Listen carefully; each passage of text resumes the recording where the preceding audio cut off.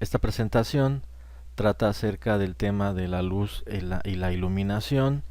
Se va a tomar como base el material del libro Física, Conceptos y Aplicaciones de la editorial McGraw-Hill del autor Paul E. Tippens.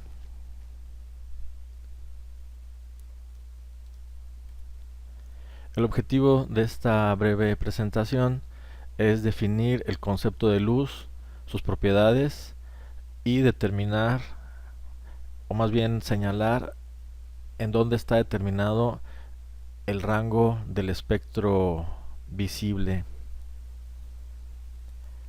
Aplicar la relación que existe entre las frecuencias y las longitudes de onda para las ondas ópticas. Como una definición inicial, se plantea que todos los objetos emiten y absorben radiación electromagnética.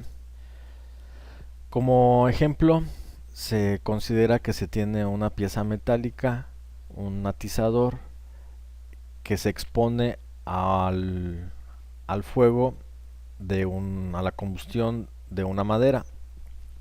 Si se separa la varilla del fuego con diferentes temperaturas, se puede observar que la varilla va a ir cambiando de color en relación a la temperatura a que se encuentra, o dicho en otras palabras, al calor que emite.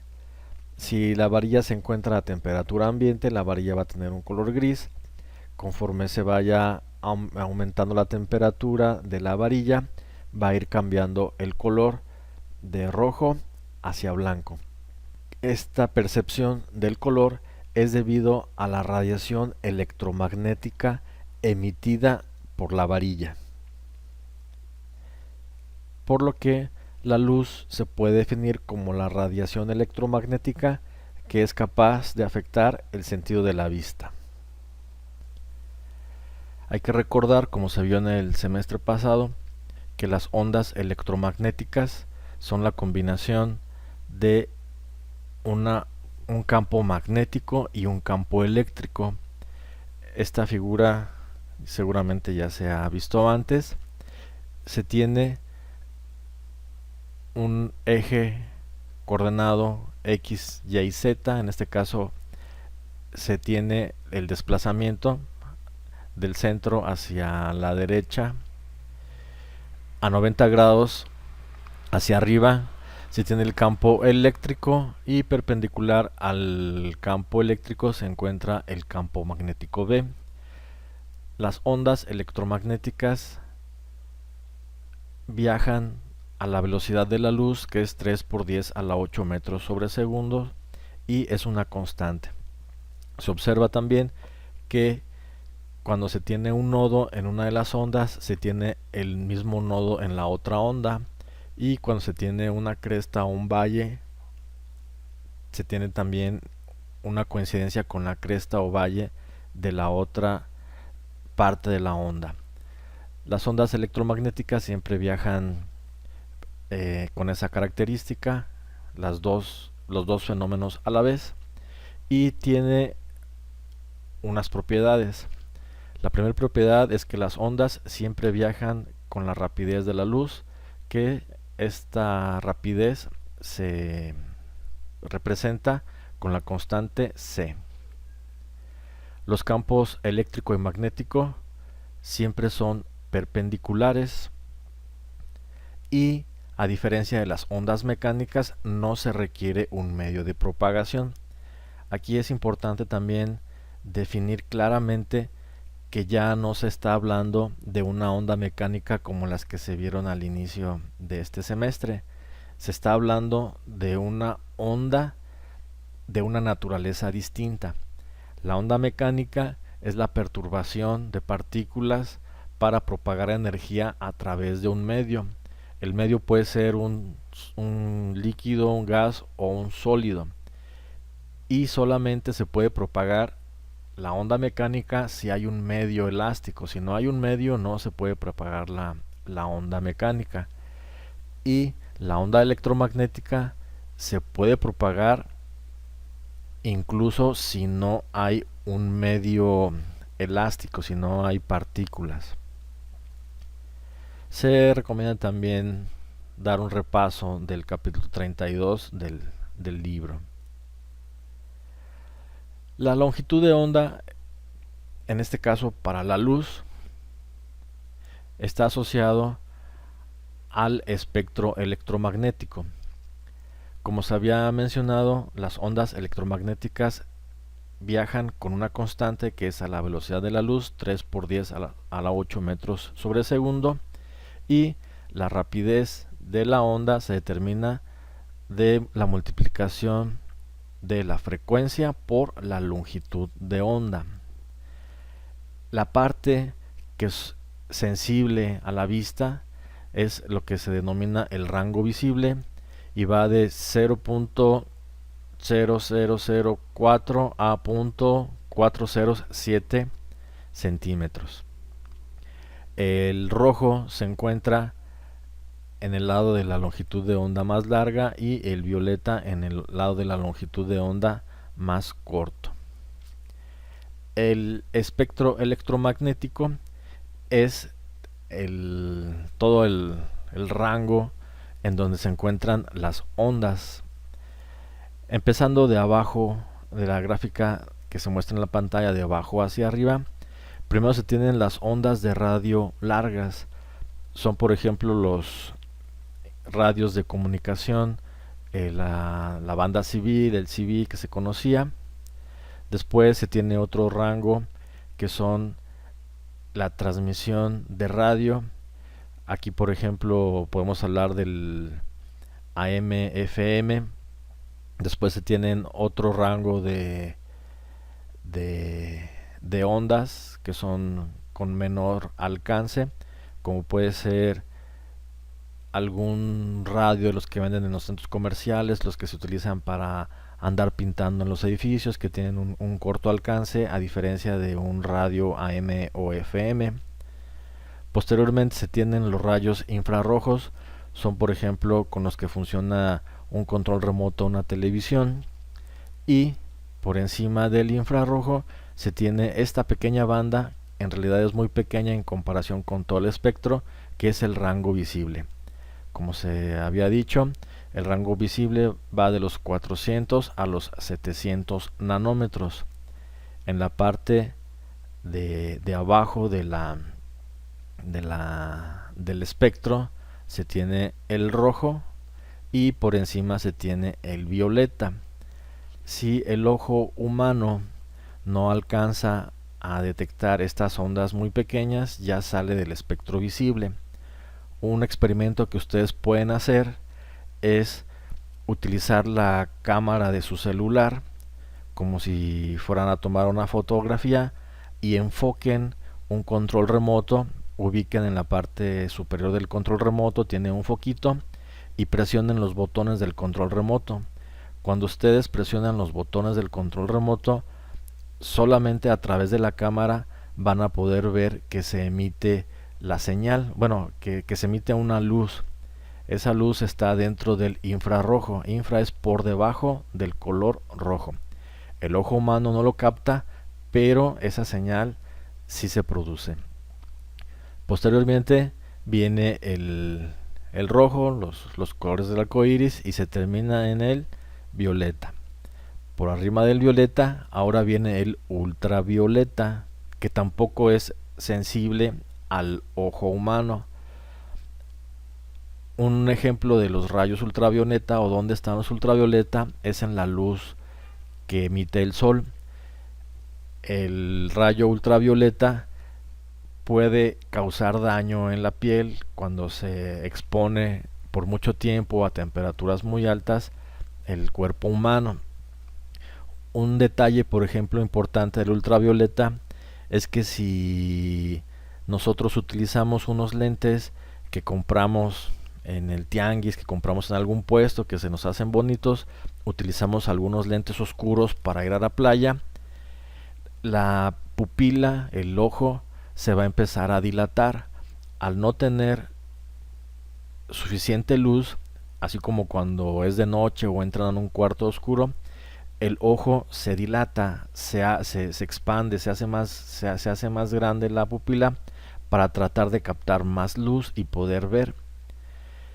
Si, si los anteojos y los lentes no tienen una protección adecuada contra la luz ultravioleta, el ojo humano se empieza a dañar, así como se quema la piel, también se quema el ojo. Entonces, si ustedes necesitan utilizar lentes o les gustan los lentes oscuros para exponerse a la luz del sol, es importante que garanticen que tiene una protección ultravioleta para que no se dañen sus ojos. Estamos hablando del mismo espectro electromagnético. Como se había dicho, el espectro electromagnético asocia o describe el comportamiento de diferentes características de las ondas electromagnéticas, pero al multiplicar la frecuencia por la longitud de onda siempre se va a tener la constante C en cualquier parte de la gráfica. Si están en la parte muy baja, se tienen frecuencias bajas y longitudes de onda altas. Si están en la parte central, se tienen rangos intermedios, y si están en la parte más alta, tienen frecuencias muy altas y longitudes de onda muy cortas. Después del rayo ultravioleta vienen los rayos X. Los rayos X son mucho más invasivos y más dañinos a los seres vivos, a los seres humanos, cuando se tienen exposiciones prolongadas. Un ejemplo de las aplicaciones del rayo X son, por ejemplo, las radiografías médicas. Cuando alguien va a tomarse una radiografía, la persona que se encarga, el radiólogo que se encarga de hacer la muestra, se protege con un chaleco de plomo.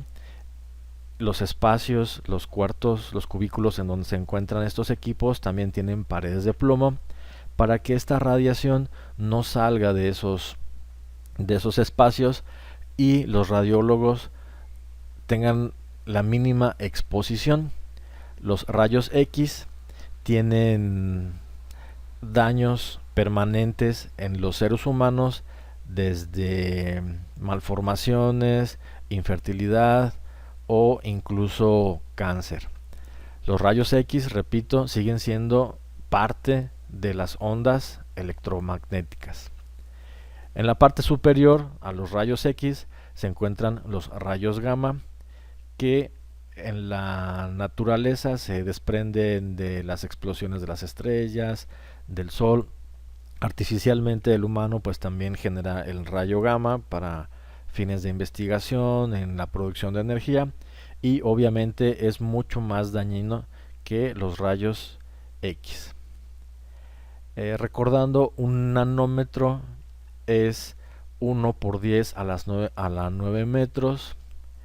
Se había dicho, se vuelve a repetir, que el rojo se encuentra en los 700 nanómetros de longitud de onda y el violeta a los 400 nanómetros. La ecuación de la onda es la rapidez de la luz es igual a la frecuencia por longitud de onda. Por ejemplo, si se tiene un láser que produce una luz con una longitud de onda de 632 nanómetros, este láser de helio-neón, pregunta cuál es la frecuencia de esta onda. Se tiene como dato que la longitud de onda son 632 nanómetros, y a partir de la ecuación se despeja frecuencia es igual a la constante C, que es la velocidad de la luz, entre la longitud de onda. Por lo tanto, se tiene una luz roja de 4.75 por 10 a la 14 Hz. Las propiedades de la luz.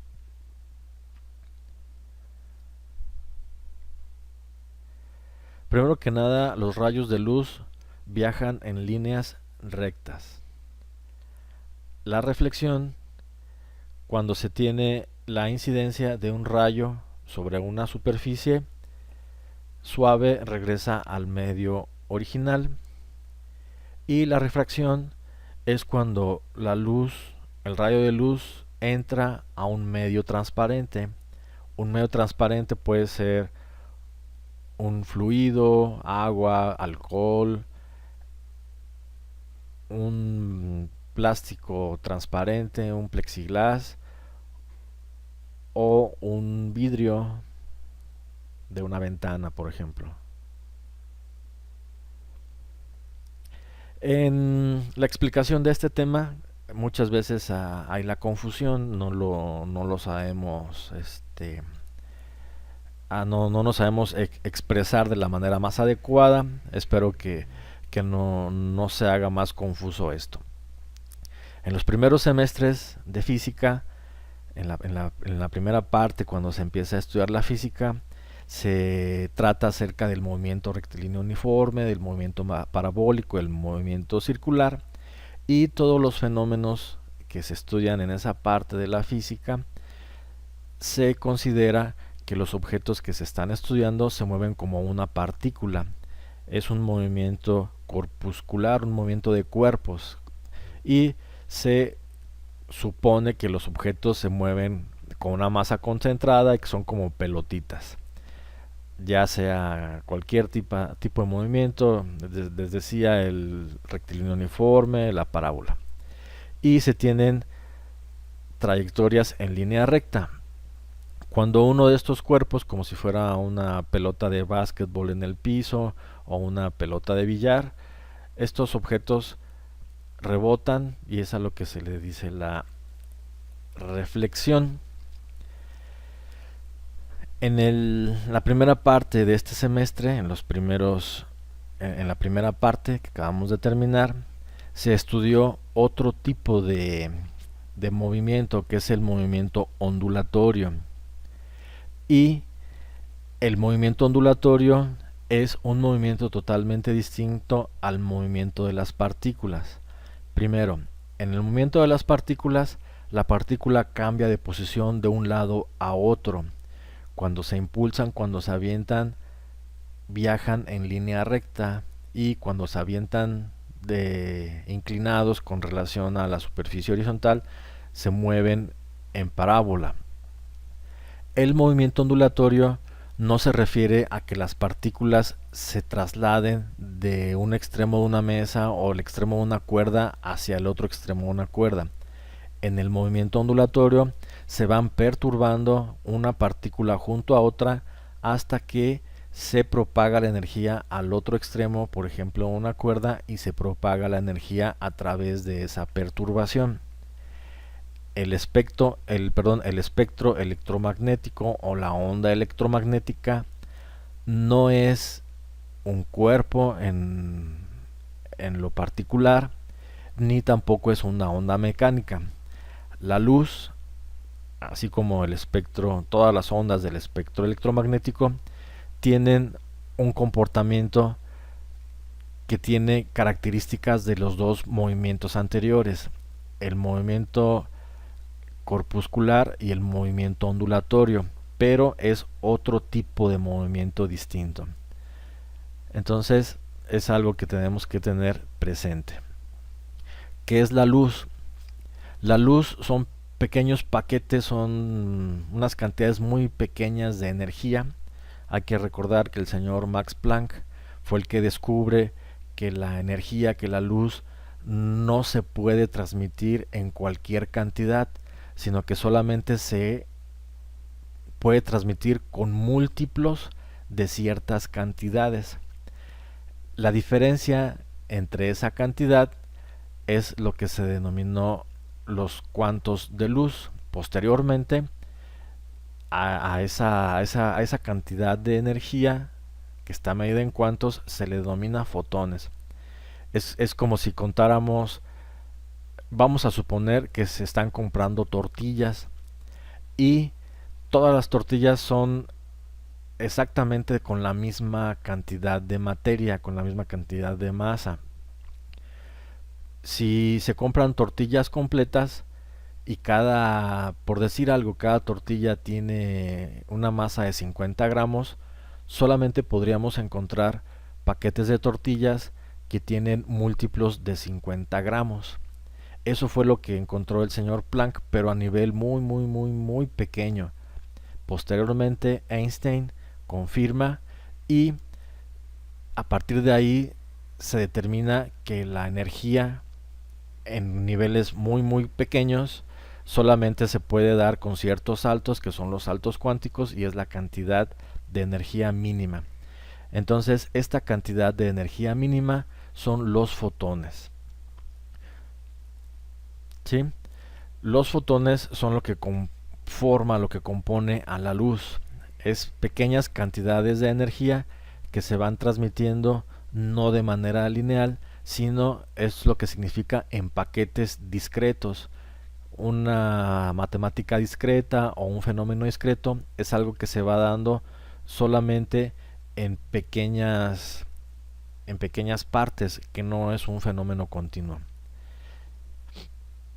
La luz también se comporta de manera esférica. Si se tiene una fuente de luz, como por ejemplo una vela, se va a emitir en todas direcciones donde se pueda propagar. Cuando se tiene, obviamente, la obstrucción por un cuerpo hacia un rayo de luz, se va a tener una parte iluminada y otra parte que no tiene la iluminación. Si se tiene una fuente puntual es una fuente en un punto. Esta fuente, les decía, va a empezar a emitir la luz en forma esférica con rayos rectos. En este caso, en la pantalla, un objeto circular es un obstáculo y la luz, se proyecta sobre una pantalla. Entonces se va a generar una parte iluminada y otra que no está iluminada. Una va a ser la parte que se denomina sombra. Si en vez de, las dimensiones de cómo se obtienen las sombras y los reflejos es parte del siguiente tema, y es algo que se llama óptica geométrica. Ahí, por ejemplo, dice que se tiene una fuente puntual a 20 centímetros de un objeto que tiene 4 centímetros de diámetro y una pantalla que se encuentra a 80 centímetros. A partir de estas distancias conocidas de la óptica geométrica, simplemente por semejanza de triángulos, se puede encontrar la altura de la sombra. Si en vez de tener una fuente puntual se tiene una fuente extendida, se va a generar a partir de los rayos que se emiten de la fuente, una combinación de figuras donde vamos a tener una parte iluminada, una al extremo, al centro del objeto, una parte que tiene el mínimo de iluminación y una parte intermedia en donde hay una iluminación y sombra combinadas, y es lo que se denomina penumbra. Por ejemplo, cuando son los eclipses de luna, pueden ver en las noticias, pueden ver grabaciones, que hay algunas partes de la Tierra donde la luna ocasiona una sombra total como si fuera de noche, y hay una parte intermedia donde se tiene una penumbra, donde se tiene una sombra combinada con luz, una parte parcial. En relación a la parte de los colores, ya se había dicho que el violeta está en el 400, el rojo está en el 700 nanómetros, y es lo que se denomina la curva de sensibilidad. Aunque se tengan, por ejemplo, una luz amarilla y una luz roja con la misma cantidad de energía, se va a tener la sensación de que la amarilla brilla más que la roja. Eso es un efecto, simplemente es una ilusión óptica. Entonces la curva de sensibilidad nos dice que los ojos son más sensibles en el rango cercano a los 555 nanómetros de la longitud de onda de la luz. Entonces, en resumen, La luz se puede definir como la radiación electromagnética capaz de afectar el sentido de la vista humana. La luz tiene tres propiedades. La primera es que se propaga en línea recta, tiene el fenómeno de reflexión y refracción y viaja a la velocidad de la luz con la relación de C es igual a frecuencia por longitud de onda, en donde C es la constante de la velocidad de la luz. El rojo se encuentra en el extremo del rango visible con una longitud de 700 nanómetros y el violeta se encuentra en el otro extremo del rango visible con 400 nanómetros. La luz que se encuentra por debajo, justo por debajo del rojo, es el que le conocemos infrarrojo. El infrarrojo se puede observar, ya lo habíamos comentado, con una cámara de un celular. Cuando se le apunta a un control remoto de una televisión, ahí se observa a través del celular que se activa el foco del control remoto, pero a simple vista no se capta. Y el ultravioleta tampoco es captado por la vista del humano, pero el ultravioleta sí quema la piel, incluso aunque se encuentre un día nublado. Cuando se forman las imágenes a partir de las luces son sombras con líneas rectas. Si se tiene una fuente extendida se generan las líneas rectas en función del objeto que tenga el obstáculo, y las líneas al contrario de la parte inferior de la fuente a la parte superior del obstáculo hasta que se genere a la pantalla. La parte del centro que tiene el obstáculo a la luz es la umbra, y la otra sombra que tiene menos intensidad o que está combinada con luz se le denomina penumbra. El flujo luminoso es la porción de potencia radiante total capaz de afectar el sentido de la vista.